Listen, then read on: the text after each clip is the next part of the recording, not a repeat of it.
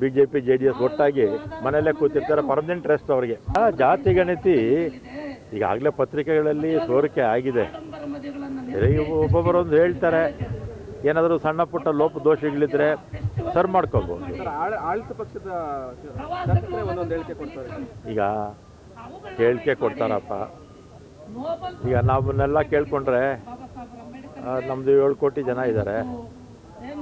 ನಾವು ಹೇಳ್ತಾ ಹೋದರೆ ಏನಾಗುತ್ತೆ, 15-20 ಕೋಟಿ ಜನಸಂಖ್ಯೆ ಆಗ್ಬಿಡುತ್ತೆ ಅಲ್ವಾ. ಮಾಡಿರೋದ್ರಲ್ಲಿ ಏನಾದರೂ ನ್ಯೂನತೆಗಳಿದ್ರೆ ಕ್ಯಾಬಿನೆಟ್ಗೆ ಬರುತ್ತೆ, ವಿಧಾನಸಭೆಗೆ ಬರುತ್ತೆ, ಸರ್ ಮಾಡ್ಕೊಳ್ಳೋಂಥ ಕೆಲಸ ಮಾಡಿ. ನಿಖಿಲ್ ಕುಮಾರಸ್ವಾಮಿ ಒಂದು ಹೇಳಿಕೆ ಕೊಟ್ಟಿದ್ದಾರೆ, ಸರ್ಕಾರದ ಭ್ರಷ್ಟಾಚಾರದ ವಿರುದ್ಧ ವಿಧಾನಸೌಧ ಚಲೋ ಮಾಡಿ. ಅವ್ರು ಯಾಕೆ ಮನೆಗೆ ಹೋದ್ರು?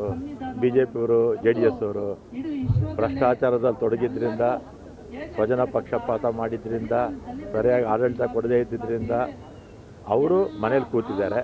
ಇನ್ನೂ ಒಂದು 3 ವರ್ಷ ಕೂತಿರ್ತಾರೆ, ಅದ್ರ ಮೇಲೆ ಇನ್ನೊಂದು 5 ವರ್ಷ ಕೂತಿರ್ತಾರೆ. BJP JDS ಒಟ್ಟಾಗಿ ಮನೆಯಲ್ಲೇ ಕೂತಿರ್ತಾರೆ, ಪರ್ಮನೆಂಟ್ ರೆಸ್ಟ್ ಅವರಿಗೆ.